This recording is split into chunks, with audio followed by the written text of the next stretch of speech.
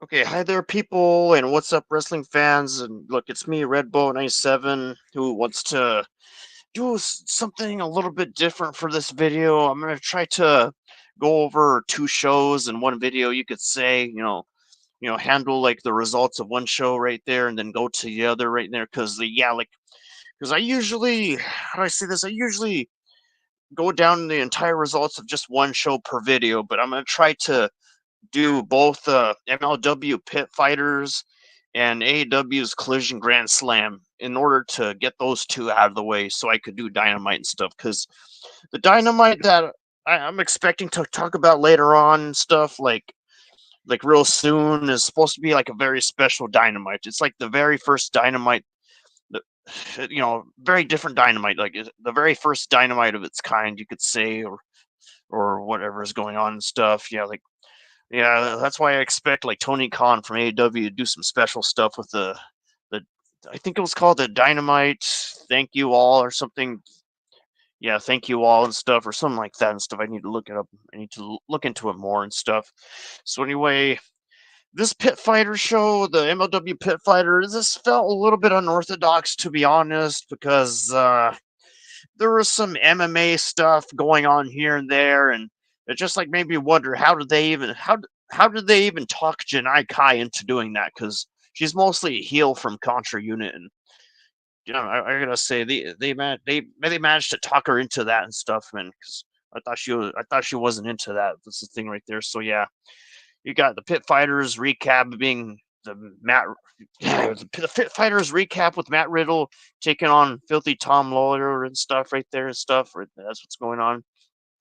So you could say that MLW was getting ready for the fight that week as the league introduces the Pit Fighters to the the Rochester Atlanta crowd, yada yada and stuff, and center stage or whatever that is at stuff. So yeah, we get a sharply dressed Brett Ryan Gosselin getting on the mic and then beginning to name drop legendary names, including Brock Anderson's father Arn and stuff.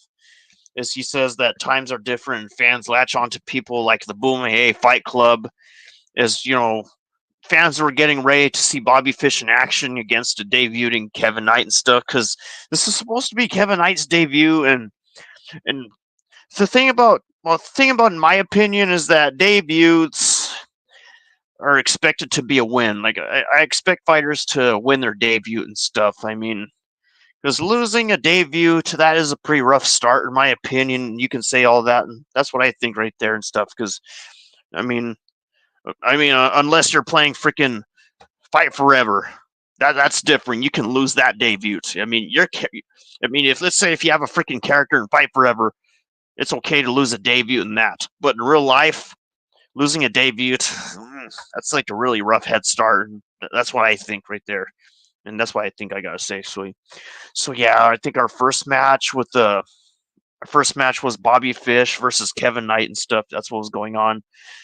Kevin Knight's debut and stuff, where we had Bobby Fish going all about the striking and kicking game, but never had to deal with the Kevin Knight movement, who shows immense athleticism in the opening bout as he directs his attention to the Andersons on the outside and connects with the plancha, with Knight then attempting a springboard frog splash to Bobby, but he moves to connect with the harsh elbow strike and a 1-2-3 in that situation right there. And also, I gotta say, for some reason, people have a habit of just giving out quick results for MLW and stuff. Because I mean, come on, man, we both know that these matches are longer than that, way longer than that. Come on, people, like just come on. Because the thing about going like with quick results, it just makes the videos that I'm going through a lot shorter and stuff. You could say like just shorter videos. And come on, man, it's just not good at all, man. Because shorter results means less commentary in my situation, and that's the thing right there and stuff. But yeah, and that's why it's good that I'm also including AW's Collision Grand Slam in this video as well and stuff. And that collision I thought was pretty hilarious because how do I say? You have the MXM Club, doing a fashion walk, and that just caught me by surprise because that was just pretty different in my opinion. I'm just thinking like, what the heck is this? What is this? Like, it was hilarious. It was just funny, and I'm just thinking, good job, Billy Gunn, good job. Yeah, get that stuff out of there. Just get that stuff out of there, including the Acclaim. They got that stuff out of there because it's just funny how you have Billy Gunn just standing there with a blanket over his head the whole time and stuff while they're getting that little fashion walk going on and stuff. Like what? It's like what's up with that? It's just just good comedy. You could say just crazy comedy. Even though the WWE fans don't care about that, most of them don't, but we don't care about that. We don't care what we don't care that they don't care. You could say and stuff. So anyway, the winner of this match was Bobby Fish, who beat Kevin Knight and stuff. And after that match, you get Bobby sending the Andersons on the attack, and they oblige as they aim to pick apart Knight and stuff right there and stuff. And yeah, that's like a really that, that's like a little bit sad for a debut. I think a little bit sad, you could say, and stuff right there. Is we what else we had? Oh yeah, picking apart Kevin Knight and stuff. Even though thankfully Alex Kane and Mr. Thomas stepped in with where you have the RH Bale and Kane gets on the mic and stuff as well to call BRG Ellen DeGeneres before he offers Kevin Knight a spot in the Boomaye Fight Club and stuff. As Knight accepts and he's gone, he decides to get some backup moving forward and stuff. So yeah, you get Kevin Knight, in his very debut, working things out with the Boomaye Fight Club as we see Tom Lawler and MSL. And not only that, we have MSL just aiming to recoup some money, and so does Filthy Tom and stuff. As he claims he's working hard at the gym and plans to go back into his roots in the fight game against Matt Riddle and stuff. Right there is, we also see Akira getting ready for his Taipei. I'll just say Taipei or something taped fist fight. The Taipei taped fist fight against Akira Kwan as he is seen dipping his taped hands in shredded glass and stuff. Some hardcore stuff that we would expect and all that and stuff as we get the second match and stuff, which is match 2, the MLW World Featherweight Championship with taekwondo rules match with Delmi Exo and Janai Kai, which is supposed to be some martial arts stuff and all that stuff, because the thing about this MLW show, it tried to branch out from wrestling because it was doing some different stuff like it did before backstage or in a different place or something and stuff and all that. Is you get Delmi Exo versus Janai Kai doing some different moves that's really different from wrestling. I mean, even though wrestling is like connected to jujutsu and stuff, because I've seen some jujutsu wrestling videos and stuff before. And so anyway, we get the deck feeling stacked against Delmi in several ways. As first off, she's dealing with a recently dislocated shoulder, and secondly, Taekwondo favors the kick demon greatly and stuff in that situation right there, as you could say. Because you could say Delmi was dealing with the dislocated shoulder, and that's where you have the Taekwondo favoring the kick demon stuff right there. As this is proven in the hard hitting battle, as Delmi gets some strikes in, but also does Kaya stuff as she does make a heavy focus on Exo's arm and shoulder and stuff, hitting constant kicks to the limb and stuff. And I could see why Janai Kai just agreed to do the match and stuff. You could say all that. And so, sorry, I get pop-ups getting in the way every now and then. So anyway, where was I? Oh yeah, you get Exo getting grounded and continuing. Oh yeah, that's right. Yeah, you get Exo getting grounded, and they do a shoulder assault, which causes the official to stop the fight and stuff. And that's where you got Janai Kai winning the featherweight championship and stuff. So yeah, she managed to retain that one and stuff, because that's the thing about the Contra unit, man. That's the thing. How do I say this? The Contra unit, I would consider them very dedicated heels. Like a very dedicated heel faction, because not only they're intimidating but also competitive as well. And yeah, they are pretty talented, you could say, and that's what's been going on. Yep.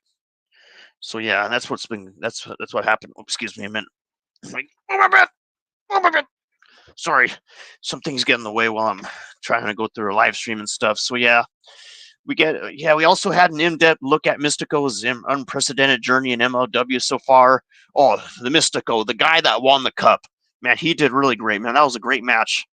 He won the cup during the other camp. It was like the Opera Cup tournament. That's what the other MLW show was about, and I reviewed that one too, like way before this one.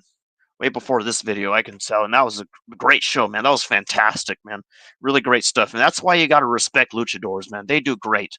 Oh man, just beautiful.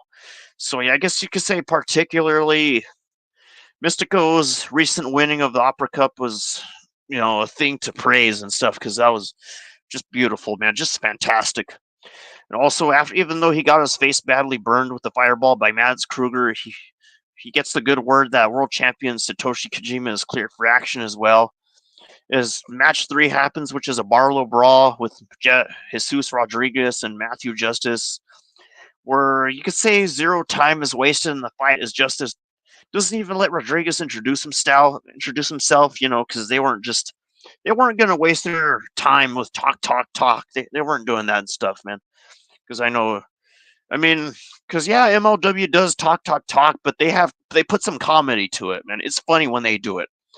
Like, it's at least funny when MLW does it and stuff, and yeah, that's the thing right there. So also the fight goes on, and you could say it's a chance for Jesus to prove he's got some fighting skills, as the veteran sure does as well. And I guess it's also hard to hang with the Wild Justice, who is sitting under the extreme learning tree of Fonzie and stuff. As Fonzie tries to be a thorn in Rodriguez's side for sure. He gives the legendary manager a shove, but certainly regrets it as the tables, doors, and bodies are broken in this fight, you could say. Which you could describe, and it's specifically Rodriguez who gets put through a door in the corner courtesy of the running DVD and stuff, as Justice gets the win in the process and stuff, man. Very good stuff, man. Hardcore stuff, man. I like how MLW and TNA does things, man, because that's why I really feel that AEW needs to take notes from those two promotions. That's the thing right there and stuff. And what else was there?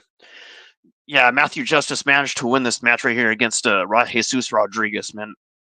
Honestly, because I thought, I don't know, for some reason I thought Jesus Rodriguez was going to win that match and stuff. I thought it was Jesus Rodriguez, but it was Matthew Justice, but pretty good nevertheless. Don't get me wrong.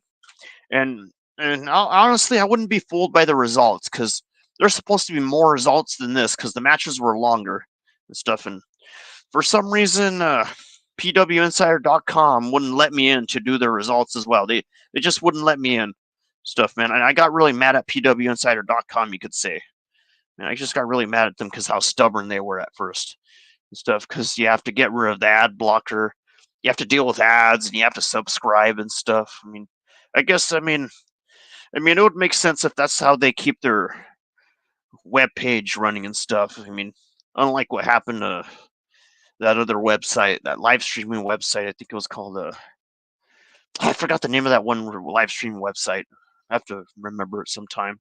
So anyway, our fourth match will being BJJ versus Boxer. Oh yeah, this one, another match that branched out from wrestling, because MLW tried to do some different things with this show, like I said, because you got a BJJ versus Boxer situation right here. Stuff is, you get Randall Royce versus Danny Stratos right here. As we got I guess you could say a quote, Styles makes fight up next, as Golden Gloves fighter Danny Stratos battles BJJ black belt Randall Royce and stuff in that situation. Is, however, the fight was not meant to be, as before the two can duke it out. The disruptor Donovan Dijak destroys them both and stuff. So yeah, that was a no contest right there. I'm just thinking, what was MLW thinking right here? A no contest. You have Donovan Dijak just jumping in and disrupting the match. It's just. Is that the reason why they call it Pit Fighter? Is that the reason why? Because honestly, this show felt very unorthodox. You could say unorthodox, and then you have some people out there saying, "Oh, MLW sucks, man." Well. Yeah, like we care. MLW is good. Don't get me wrong. MLW is good. It's just some people can be really insufferable. Yeah, we give out our opinions and stuff, but some people just really have a stick up their butt giving out their opinions, saying that MLW sucks, TNA sucks, yada yada yada. Come on, that's not cool, man. Come on, man. Not all opinions are the same. Some opinions are just trash, you can say. and stuff. I mean, come on now. Some people have, just like what one friend of ours said, man. The community has no respect for us. Well, specifically WWE fans. That's the thing right there. So yeah, this match was a no contest right here. As Dijak continues his assault and mocks both pit fighters, as both fighters were after punching out Stratos and choking out Royce and stuff, as we see footage from Fightland of JBL walking out of center stage as a cameraman tries to get a word in, but Layfield just has none to say and stuff. As we hear from Paul Walter Hauser, who is busy in Hollywood filming his next big project and stuff, doing some movies and stuff, working with movies and stuff, but notes that he is also keeping eyes on MLW and calls a few names out, including John Layfield. You can say is PWH warns JBL that he's got eyes and stuff. He's got eyes on the wrestling legend and stuff as Hauser plans to make his MLW this year in Chicago. And that from there is what leads to the fifth match and stuff, which is the Atlanta Street Fight. And yeah, I guess that's the reason why they call this the Pit Fighters, because MLW tried to branch out a little bit from wrestling right here, because now this one's an Atlanta Street Fight. Unlike the BJJ versus Boxer situation on the match before this one right here. And that's what's been going on and stuff. So anyway, BRG versus Alex Kane in an Atlanta Street Fight, where we have BRG having some words for the crowd before the fight starting.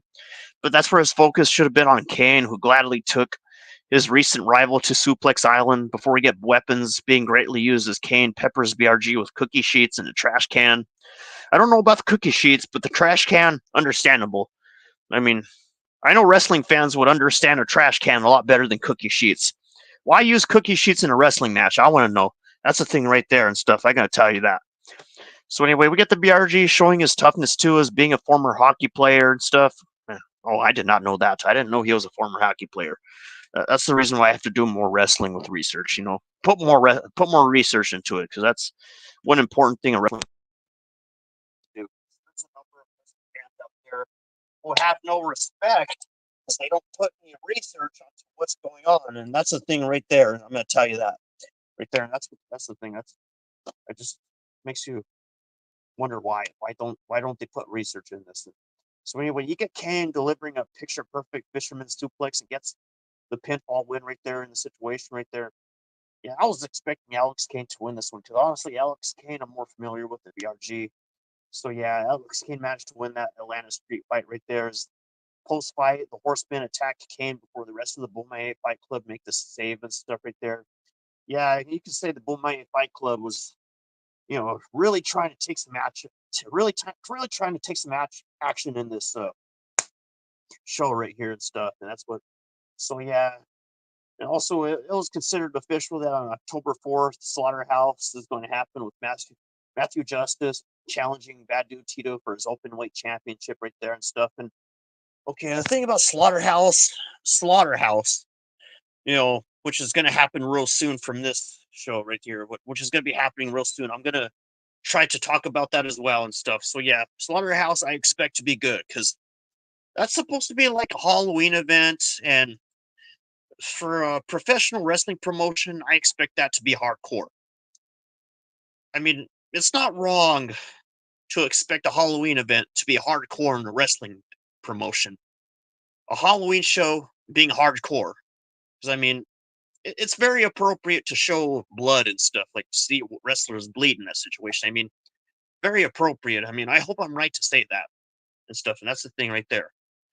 So anyway, as you can see, match sixth match, which was the Tackle Tape Fist Death match with Akira versus Ikura Kwan. This one was one of my favorites right here and stuff. As expected, this fight was very violent, brutal, and bloody. Just right for a hardcore professional wrestling fan. You could say just perfect, just great, man. I really wish they could have given more results to this one. I really wish they could have. Come on, like, do not give us quick results for a match this good. I mean, come on, this match deserved more results. It really did. Oh, I mean, it was fantastic, man. Really great stuff, man. Man, lots of twists and turns in this show, I gotta tell you, in this MLW Pit Fighters match and stuff, man. That's why I felt like giving this a 9 out of 10 and stuff.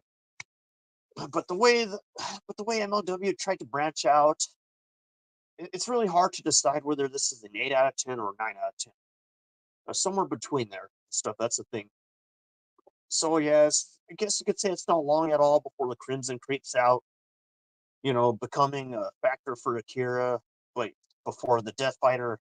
What was that? Oh yeah, you also get the Death Fighter having a brutal power bomb to stun Quan for a near fall. However, Kuro fights further only to get stabbed with the fork and put in a crossface. Not only that, Quan pulls the fork out of his chest and manages to shove some glass in his face of Akira. Some actual hardcore competitive professional wrestling stuff, man. That dedication, that very dedication in a wrestling show that a hardcore wrestling fan deserves to watch, to get that fix, that fill, to give the fans what they want and stuff, man. That exact entertainment, that enjoyment. Because the thing is, they're not, because these wrestlers, they're not getting hurt for nothing. They're doing it for their career, for their lives, like for their lives and stuff, man. Like to be dedicated, man. Like to send a message and stuff. You could say like that. And sadly, like some fighters don't. I mean, some fans don't understand that. That's the thing. And the thing of like the stuff that they go through. That's the reason why I start to learn to respect wrestling. Like I really do have a lot of respect for professional wrestling. That's the thing right there. It really grew a lot of respect for that. Like since 22 or 23. So yeah, you get a Kuro Kwan winning this hardcore match. Because yeah, when it's a death match, you know it's good. You could say that. So you could say the main event from this one right here was Matt Riddle facing Tom Lawler in the main event, which is the Valtudo rules. Because yeah, that's the thing about this show, about this Pit Fighters. They were doing different rules for this match, like not the everyday stuff with wrestling. They're trying to do different stuff, like trying to branch out and stuff. Like I said a bunch of times in this video already. But anyway, we get Matt Riddle Matt Riddle getting ready to face Tom Lawler in the Valtudo rules matches. We have a special guest judge in Ernest, the Cat Miller. You could say, I don't know why they call him the Cat. They got a special guest judge called the Cat, which I thought was pretty funny, man. And this was just making me wonder, like, where exactly was St. Laurent at?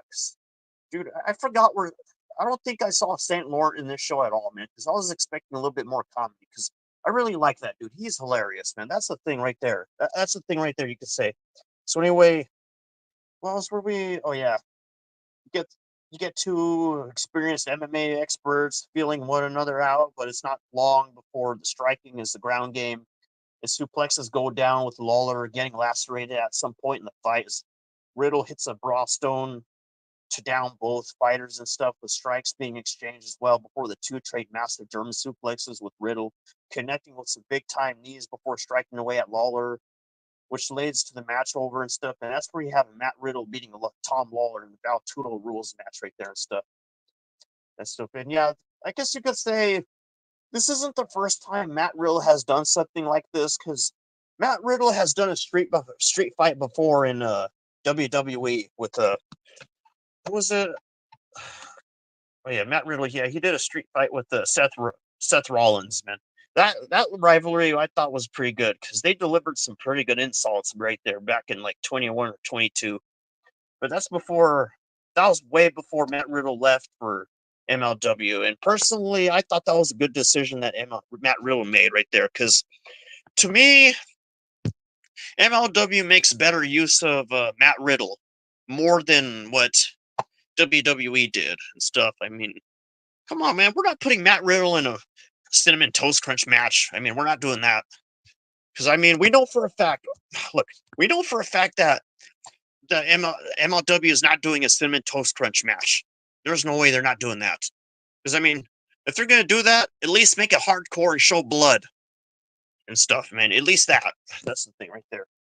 And yeah, you get Riddle being elated and celebrating with Miller on the outside, but that's where the tone is quite different in the ring, as the MSL is not pleased with Lawler, stating that he cost him a lot of money, has covered for him so many times, and that he actually fires Tom Lawler in the situation.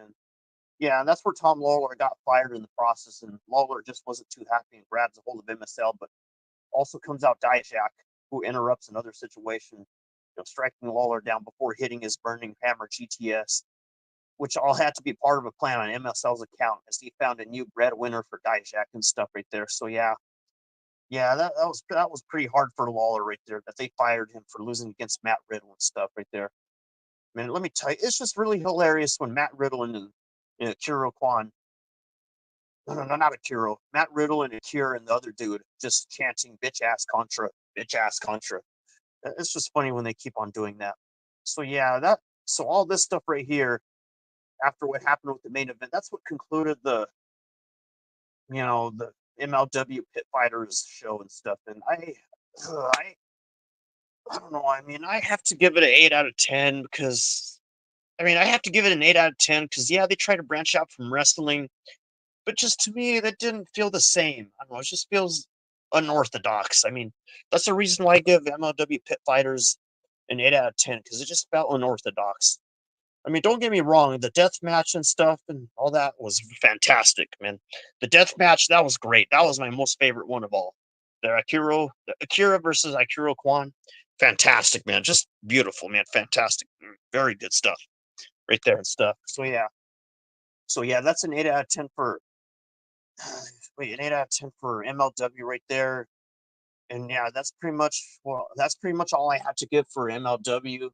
So on to AEW's Collision Grand Slam right here and stuff, which started off with what I'll say, yeah, the AEW Collision Grand Slam being broadcast on TNT and stuff from Queens, New York, where we have Tony Schiavone, Ian Riccaboni, and Daddy Magic. If you could say, I don't know why he calls himself Daddy Magic. I think that name is pretty funny. Who's who's Matt Menard being the broadcast team for tonight's event, where this show happened on a Saturday, the AEW Collision Grand Slam. And now MLW Pit Fighters, I got that one pretty much covered for this video as of this exact moment right here and stuff you could say and stuff. So yeah, we get the Saraya rules match with Jamie Hayter versus the Outcast and stuff, the unproblematic icon Saraya with Harley Camera on that side of the ring and stuff.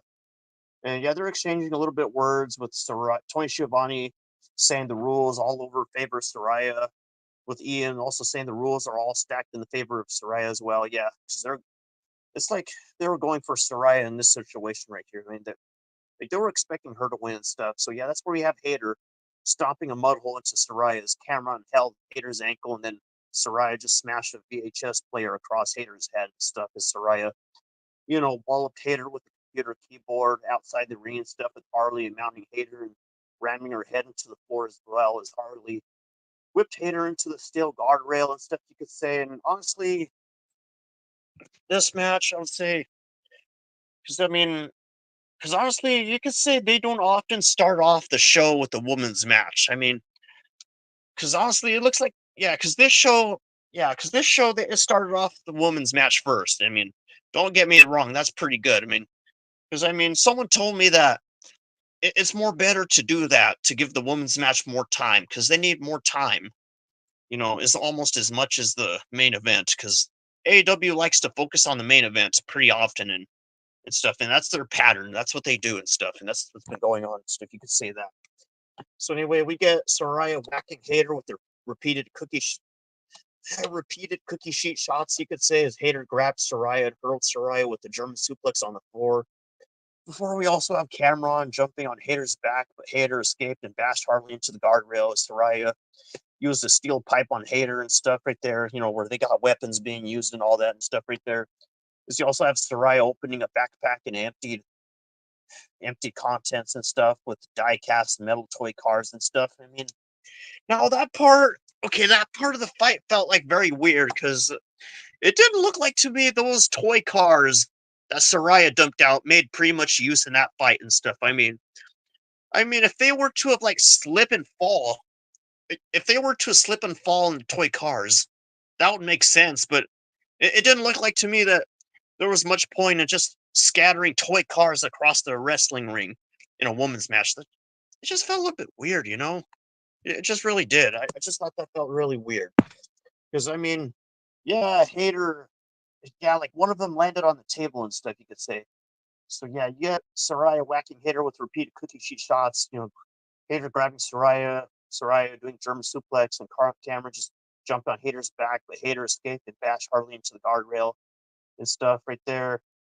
And stuff before we get Saraya using a steel pipe, which he did and stuff. But yeah, I don't know. It's I don't know that those toy cars, man. They didn't look that useful in that fight at all. Man, they didn't look like they made much difference, you could say. So onto two tables at ringside, you get Saraya trying to suplex Hater, but Hater fought her way out of it as Hater slammed Saraya into the floor. As you know, Saraya jumped off the apron. And Saraya, I don't know why. Sorry, sorry, I get a little mixed up sometimes. Yeah, so I guess Saraya jumped off the apron and stuff, and that's what she did. Sorry, my tongue slipped a little bit right there for a moment. I mean, that happens and stuff. So yeah, Hater was on the edge of the ring when Harley jumped up and tried to German suplex Hater into. Some people do get a little bit mixed up with the results, I could say, and stuff. You could say that and stuff. So anyway, we get Hater doing the German suplex, then after being on the edge of the ring and stuff, where she jumped up and did those moves and stuff, where she tried to land on Saraya before we have Saraya smacking Hater with the steel chair and stuff. And don't get me wrong, the women's match, this woman match did great. Just a little bit more time. If only it had a little bit more time. I'm just saying, just a little bit more time. I'm thinking. So yeah, we get Saraya smacking Hater with the steel chair, sending both Hater and Harley falling backwards through the tables, where you have Saraya covering Hater on the floor for a 2 count, as we have Hater just, powering up Saraya, planting Saraya through the table that had been propped up against the turnbuckles, before we have Hater spiking Saraya with the tombstone pile driver, which leads to Jamie Hater winning the match with how do I say it? Jamie Hater winning the match with a pinfall after a wicked lariat to Saraya and stuff. Is you got Ian saying the lariat, the exclamation mark on a signature win for Jamie Hater was the thing right there and stuff. So yeah, you get so-called Daddy Magic's thing just absolutely took her face off. Like, why does the commentator call himself Daddy Magic? It's just funny. You have a dude in the table, like outside the ring, calling himself Daddy Magic. I thought that was just funny. Like, it's just a funny commentator name. Like, just a funny commentator just saying Daddy Magic, man. Like, what's with that and stuff? So yeah.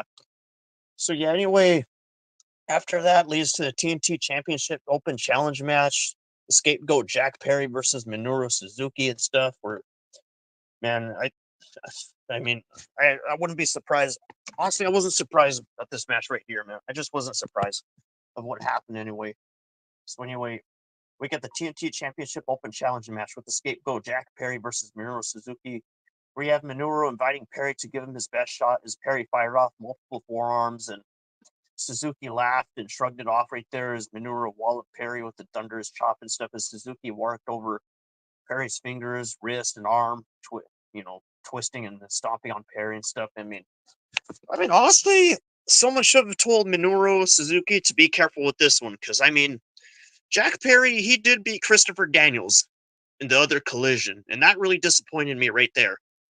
I really wanted Christopher Daniels to win that collision, to make it like the Slammiversary 2009, which was back in the good old days. And people liked wrestling more. When there was more respect in the wrestling community, when there was more respect back in the good old days, you could say.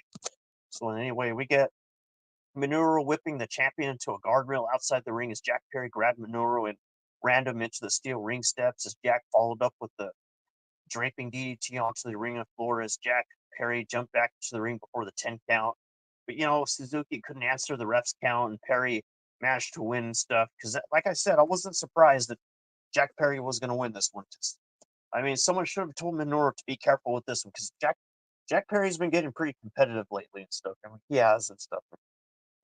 I'm thinking, man, I really hope that, like, Christopher Daniels gets back up in his feet after this, and you could say, because Christopher Daniels is an EVP. And that's the thing. You have Jack Perry beating an EVP in collision, in that one collision. That's where, yeah, and that's what happened right there. You got Jack Perry winning against an EVP in that one collision. Like I repeated myself, like I said a bunch of times before, but I just want to make myself clear and stuff. So yeah, get Perry continuing to punish Minoru after the match until Shibata sprints the ring, chasing Perry away. Yeah, that's real brave, Jack Perry. Real brave running away from Shibata like that. Real brave. Yeah, real brave. Yeah, that's real brave. I'm just being sarcastic, guys.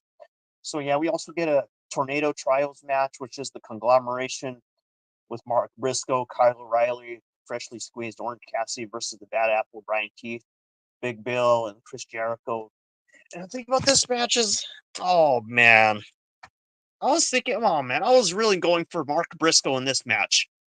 I was really going for Mark Briscoe, but they lost. His team lost, and Chris Jericho, Brian Keith, and Big Bill managed to win against them in this match. I mean, come on, Mark Briscoe, just come on. Oh man, oh man, I'm gonna tell you stuff. So yeah, because the tornado rules, anything goes. He said, why does that dude call himself Daddy Magic? That's the thing right there. So we get Orange Cassidy hitting Jericho with a loaded backpack before we get Orange opening the backpack and revealing it had a brick inside it. Yeah, that's the thing. They're trying to go real hardcore in that one right there and stuff. I mean, more hardcore than freaking toy cars than a women's match. I'll tell you that right there. So we get Brian Keith hurling Kyle with the T-bone suplex as Kyle fired back with the rolling elbow strike. And not only that, Orange and Kyle tried to chop down Big Bill with the help of Briscoe, and they sent him over the top rope and stuff as Jericho nailed Briscoe with the Death Valley driver into the steel ring chair and stuff as Orange rolled up Jericho for a 2 count as Big Bill blasted Orange with a big boot and then served up a boss man slam to Kyle and stuff. And not only that, Briscoe unleashed the redneck kung fu on Jericho and Big Bill and stuff, and Briscoe followed up with a shotgun drop kick to Bill. As Briscoe also grabbed a chair, but Jericho cracked Briscoe with the code breaker on the steel chair as Kyle and Orange delivered round kicks and then a drop kick to Keith and Jericho, you could say, as Big Bill stormed and bulldozed both Kyle and Orange and stuff as we get Kyle just coming back with the dragon screw through the ropes on Big Bill. As Orange connected with the orange punch on a Big Bill and stuff, who was knocked off the apron and onto Brian Keith on the arena floor. As not only that, you also get Briscoe catapulting off the chair, flipping over the top rope and stuff. Because I like Mark Briscoe's dedication. Because even though Mark Briscoe lost, I would still say that his brother would still be proud, man. Because I'm gonna tell you, man, I really wish Mark Briscoe's brother, Jay Briscoe, was still here, man. I'm telling you, man, I really wish he was still alive, I really do. And that's the thing right there.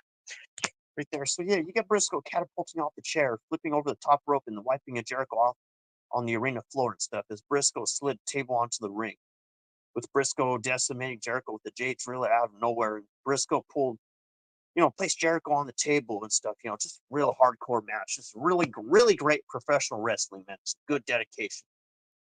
That's the thing. Like back in the good old days, the community had more respect for this stuff, more respect for what's going on.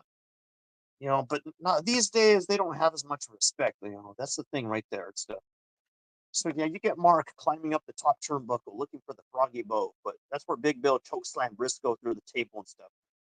I really didn't expect Big Bill to have that, that strength to do the choke slam. Because the choke slam, you have to put your whole palm on someone's neck and stuff and then lift it upward and just slam it. So anyway, we get Jericho covering Mark Briscoe and picking up a gigantic win with the pinfall and stuff. Where we get Jericho motioning to twist and stuff, indicating he wanted the Ring of Honor World Championship and stuff. So you get Ian stuff, yeah, mentioning Ring of Honor stuff, saying that when you pin the champ, traditionally you get the title shot after that and stuff. So yeah, that's where the conglomeration stuff lost the situation right there, that match. And I was really going for them to win that match. So yeah, not only that, you also get the House of Blacks, Brody King versus Action Andrade with Leo Rush and Top Flight and stuff getting involved. Where you have Action Andrade taking the fight to Brody and stuff, or Flight, you could say. Chop blocking Brody twice with Action, following up with the shooting star splash before Brody fired back with a chop to Action Andrade's throat and stuff. Because just imagine the pain. Just imagine the pain of being chopped right on the big neck, because this is some good hardcore professional wrestling. Ow. I gotta make sure not to do that too much. But you get what I mean and stuff. So yeah, you get Action taking the fight to Brody before chop blocking Brody twice and stuff, and before Action followed up with a shooting star splash before Brody fired back with a chop to Action's throat and stuff. As Action jumped off the turnbuckles, but Brody countered with the big right fist right there before Brody corner.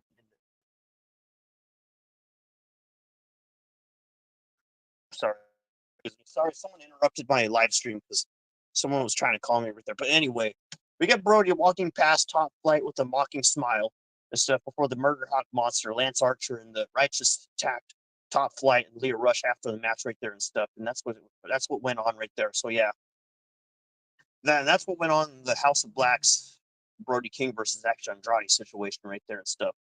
So yeah, Brody King managed to beat Action Andrade right there in that fight right there. And that's what was going on. So anyway, we get that right there is where you have it's what leads to the AEW World Trials Eliminator match. The Bastard Clock with Claudio Castagnoli and Wheeler Yuta facing Commander and Private Party, Mark Quinn and Isaiah Cassidy and stuff with Alex Abrahantes and stuff, getting involved as well. And that's where you have Quinn storming Pac with strikes and stuff right there and all that and stuff before we have a fired up Quinn following up with a drop kick before we get Claudio hitting Quinn from behind as Claudio stood on the apron and stuff. We get Claudio tagging in and battering Quinn in the corner and stuff with Pac just tagging back in and stomping Quinn in the corner and stuff with Yuta accepting Pac's tag and stuff. I mean, no, he didn't accept Pac. I got a little mixed up right there. He didn't. Yeah, he didn't exactly accept Pac's tag as a result, man, because he just wanted to keep on going and stuff. As we get Claudio stuff right there and stuff. Yeah. Yeah, it's okay, Christopher Jackson Dever. Yeah, things happen. Yeah, calls do interrupt the live streams every now and then. Yeah, I mean it's nothing new, man. It's okay. It's all right, man. The stuff. Yep. The salute emoji. I thought it was a sad emoji at first, but it's the salute emoji and stuff. So yeah, that's all right, Christopher. Yeah, that's all right, man. I mean, as you can see, I'm doing both. I already got MLW Pit Fighters covered in this video right here. This exact same video. Like I already got MLW covered in this video, so that's why I'm in the middle of going through a AEW Collision Grand Slam right there. So I'm doing a 2-for-1, you could say, and stuff. So yeah. Anyway, we get Cassidy finally entering the fray after Quinn reached him for a tag and stuff before Brother Zay worked off adrenaline and spiked Pac with a DDT for a near fall as Claudio stomped on Zay's hand, breaking up the pin attempt, which leads to Claudio forcing Yuta to tag in and stuff as we have Claudio hurling Zay around the ring with a giant swing and stuff right there. And you get Claudio looking at Yuta, but Yuta refused to drop kick Zay and stuff as Claudio and Wheeler argued as a result, and Commander came in and wiped out Claudio with the flying crossbody. And that's where you get Yuta going to the right angle slam on Zay and stuff. And that's where not only Yuta did the angle slam on Zay, but he also wrenched on Zay's broken hand and stuff right there and stuff. And yeah, because Wheeler Yuta felt really bad in that situation for doing that to his hand and stuff. And yeah, Wheeler Yuta clobbered Zay with the hammer and anvil elbows and stuff, with Yuta also locking in the cattle mutilation, winning with the referee stopping the situation and stuff right there. And yeah, Claudio and Pac were just giving him an applause and were praising him for his choice, but yeah, Wheeler Yuta just wasn't really happy about that situation, man. He just felt bad for what he did to that dude's hand. And yeah, he won the match, but he wasn't happy about it. He just left the ring without the partners and stuff. And they're just like wondering what's going on. They were just like wondering like what's going on as a result and stuff. And up next is probably the most hilarious part of the you could say the most hilarious part of the show right here, the MXM collection with Mansoor and Manson Madden coming out to the ring and stuff, to, to, dude, I want to know what oh man, I want to know what Tony Khan was thinking about agreeing with this. They they had to have went up to Tony Khan and talked him into doing a fashion walk. Fashion walk, man, that was funny with Big Bill and stuff. Just standing there the whole time. That is just funny, man. That is just really funny right there and stuff. So yeah, you get Mansoor asking if everyone was ready for the Grand Slam finale to New York Fashion Week as the MXM collection commenced with their fashion walk, with the models walking out the runway. Because honestly, the models felt very random. It just did. I was not familiar with the random models and stuff. And don't get me wrong, it was pretty hilarious seeing the models walk out with the same cutout. They had a paper cutout on their face of the same person, same exact person on their face, like the same cutout of the exact person. Man, that is just hilarious, man. That is just funny, man. That is just really hilarious, man. I'm thinking, like, what is going on in here? Like, what was Tony Khan thinking? So you get the MXM collection unveiling Hands, who was modeling Max Caster's reproposed redesigned jacket with hands beginning to pose and stuff right there. As the MXM collection said, it'd be an honor if they touched tips with them and stuff. His hands removed his mask and revealed himself. And it was, so-called daddy ass. It was Billy Gunn stuff. I mean, you could say it was an innuendo for when they said that they wanted to touch tips. You could say it was an innuendo. I'm not going to get into the details of that. I'm not. I'm not getting into the details. I'm just not. So yeah, that's what happened. So yeah. Anyway, we get the so-called daddy ass cleaning the house with the numbers working against him, but the Acclaimed sprinted to the ring and took on everyone with the MXM collection, retreating from the ring, going backstage and stuff right there. I mean, good comedy, you could say. Don't get me wrong. It was very weird, but still good comedy. It's just, I mean, yeah, it was funny and weird at the same time, you could say, and stuff. That's what's been going on. This stuff. So, yeah. So, not only that, we also had our Lumberjack strap match and stuff right there as we get the Hangman Adam Page versus Jeff Jarrett match right here. And honestly, this match with both Hangman Adam Page and Jeff Jarrett, honestly, I was not going for either one of them. I was not. I don't know, man, because what Adam Page, I'm still mad at Adam Page for what he did to Swerve Strickland. I mean, Adam Page really screwed him over twice. Jeff Jarrett, I feel he needs to retire soon. I mean, when is Jeff Jarrett going to retire? Because I'm pretty sure he's older than Chris Jericho. I'm pretty sure. You know, that's the thing right there. So you get Jarrett and Page duking it out with Hangman, booting Jeff in the jaw before Jarrett escaped the Deadeye attempt and went for a sharpshooter before Page bit the skull of Jarrett to get out of the sharpshooter attempt and stuff. Because, yeah, wrestlers do that every now and then. Most specifically in AEW, wrestlers, they bite the head of their opponents to break free or something. I mean, they most often do that on the turnbuckles, you could say, and that's what's been going on and stuff. So, yeah, you get the Deadeye attempt with a sharpshooter, and Page just biting the skull of Jarrett to get out of the sharpshooter before Page planted Jarrett with the belly-to-belly suplex for near fall and stuff right there. And I'm going to say, man, it would have been really embarrassing if Adam Page lost against Jeff Jarrett after what Adam Page did in the past. That would be embarrassing. I mean, yeah, that would be embarrassing. I'm going to tell you that. So anyway, but either way, I was not going for either wrestlers in this match right here and stuff. And that's the thing right there. So anyway, we got Jarrett Page duking it out and stuff. And only that, Page countered the stroke attempt with the leather strap. As we also get Page continuing to whip Jarrett until Karen jumped in the ring to shield Jeff and stuff. I mean, that right there, that right there, I'm thinking, what is she? She is not supposed to be in the center of the ring like that. This is between Adam Page and Jeff Jarrett. I was thinking in my head when I saw that, like, get her out of there. No, just get her out of there. She's not supposed to be doing that. Get out of there. Get out. Like, get out of the wrestling ring. Because she was in the middle of the wrestling ring. That's the thing. That's the thing right there and stuff. So you get Hangman Adam Page leaving the ring, but the Lumberjacks begin to give Adam Page a taste of his own medicine and stuff is right there. And so yeah, you get what was it? Oh yeah, Page countering the stroke attempt. The leather strap is Page whipped him and stuff, and it bought enough time for Jeff to get to his feet and whip Page and stuff right there in the process before Hangman left the ring. Before we have the Lumberjacks, and I'm not gonna lie, the dude that was supposed to be a lumberjack, I'm not kidding. Because of the hair and because of the beard, I thought that was Jack Perry at first. It's because the hair of that dude dressed like a lumberjack reminded me of Jack Perry. And I was just thinking at first, why is Jack Perry dressed like that? And I looked closer, and okay, apparently it wasn't Jack Perry. And that's the thing. That's what was going on in my mind right there during this whole fight and stuff. So yeah, you get Hangman Adam Page leaving the ring as you have the so-called Lumberjacks beginning to give Hangman a taste of his own medicine as they go back in the ring with Page just nailing Jeff with a low blow and stuff right there, is followed up with the Deadeye and pin Jarrett stuff as we get Jeff Jarrett coming back to fight and stuff, but Page survived that one, so said, which was said by Giovanni right there in the situation. So yeah, right there.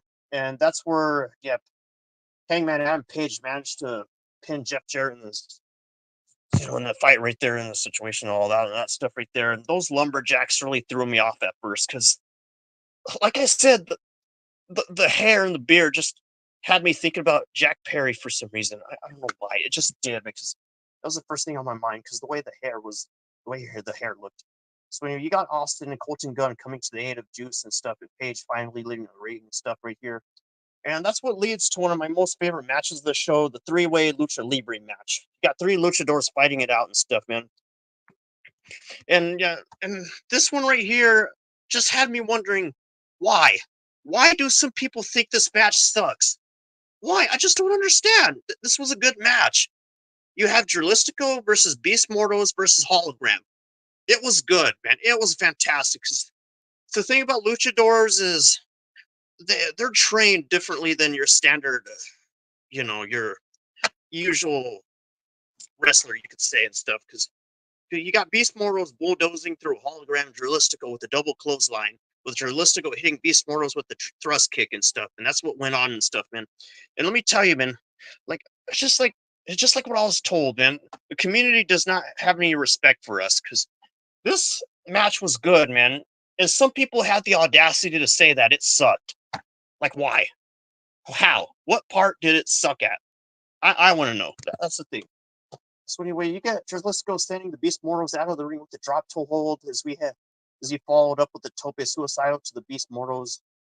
Is not only that, we have Hologram quicker than a hiccup, wasting no time taking flight and hitting a tope of his own on Dralistico and stuff as Dralistico dumped Hologram into the corner with the suplex. Where you also have Dralistico wiping out the Beast Mortals, you could say, with the Hurricane Rana to the outside of the top rope, where we have Hologram wiping. No, not wiping, going to the top rope, you could say, crash landing on Dralistico and the Beast Mortals at the same time. Because I mean, I gotta say, Hologram, he's still on his winning streak because of this match. I'm not kidding. I thought Hologram was actually going to lose this one. I actually thought he was. That's the thing. Because Dralistico and Beast Mortals, they decided to team up against Hologram. And what do you get? Hologram winning a 1-on-2 in a part of this fight, like a quarter of the fight or so, you could say stuff. So yeah, you get Beast Mortals hitting a Samoan drop on Dralistico as Hologram stood on the Beast Mortals and then planted him with the Poison Rana as the Beast Mortals powerbomb Hologram onto his knees. Dralistico followed up with the Mexican Destroyer on the Hologram as Hologram rebounded and stuff and cradled Dralistico and picked up the victory right there and stuff. Because like I said, because I don't know, in Spanish, Dralistico was saying something to Beast Mortals, talking him into jumping Hologram because they probably knew that Hologram had a winning streak going on, but Hologram managed to beat them anyway and stuff. So yeah, but Dralistico and Beast Mortals managed to work things out anyway in the situation, even after they lost and stuff. It's just real good sportsmanship. I thought it was stuff. It's just really great. That's the reason why this was my most favorite match of all. That's the thing right there. My most favorite match. So yeah. Oh yeah, that's right. They also had Rouge stepping in as well. Yeah, Rouge was getting involved with this well. You could say this was a real Mexican fight, a real Mexican way to handle a wrestling match. Real Mexican, man. Just I could rewatch this match a bunch of times, and I could tell you that and stuff. So yeah.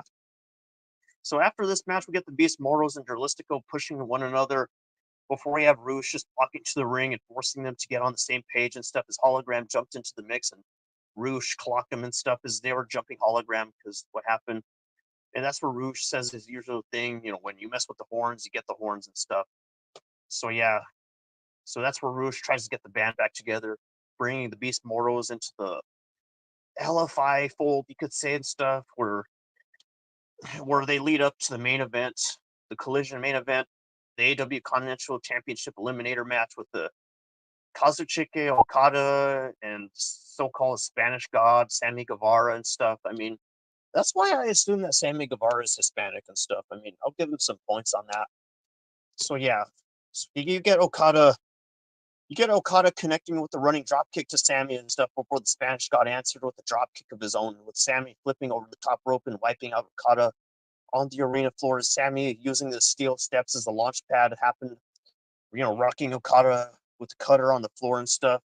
As we get Okada dodging a moonsault and countered with the DDT with Okada going for a tombstone, but Sammy reversed it and countered with the head scissors driver and stuff. Is you can say Sammy plowed into Okada with a tope and stuff. As Sammy also climbed back into the top turnbuckle and moonsaulted down onto Okada, where you have the so-called Daddy Magic saying Sammy smoked Okada right there in a situation right there. Sammy charged at Okada, but Okada backdropped Sammy with Sammy crash landing into the steel ring steps with his knee smashing into the steel and stuff. I mean, dude, I'm gonna tell you, I would really hate to stub my toe on the steel steps.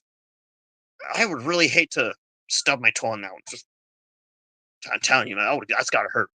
I'm telling you, it's just ugh. So anyway, you get Okada trying for the Rainmaker, but Sammy countered with the Spanish Fly for near fall.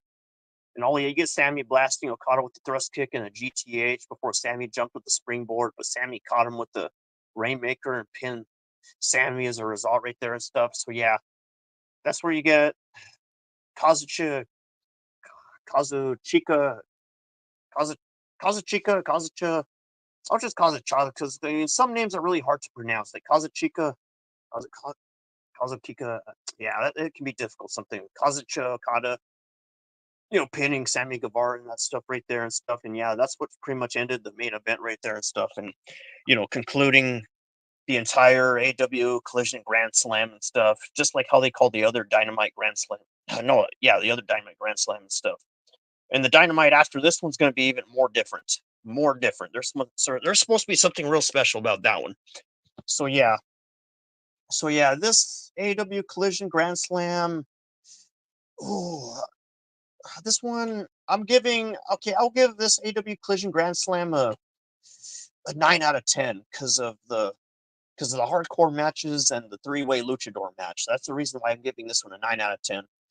I mean, if the women's wrestling had more time, I would give it a 10 out of 10. So yeah, and that's all, and that's pretty much all I have to give for all you people and stuff, man. All you wrestling fans, all you hardcore wrestling fans, who deserve this good stuff and stuff. I mean, man, it just makes me wish that more people would respect this, and that's the thing right there. So yeah, the MLW Pit Fighters was an 8 out of 10. I give it, and the AW Collision Grand Slam was a 9 out of 10. I had to give it stuff. So yeah, and that's all I have to give for all you hardcore professional wrestling fans and stuff. And yep, and this is Red Lightning Boa having to end this video right now, and that's pretty much all I have to say. So yeah, rock out and be there, guys. Rock out and be there for Dynamite. So yep, I'm out. Goodbye.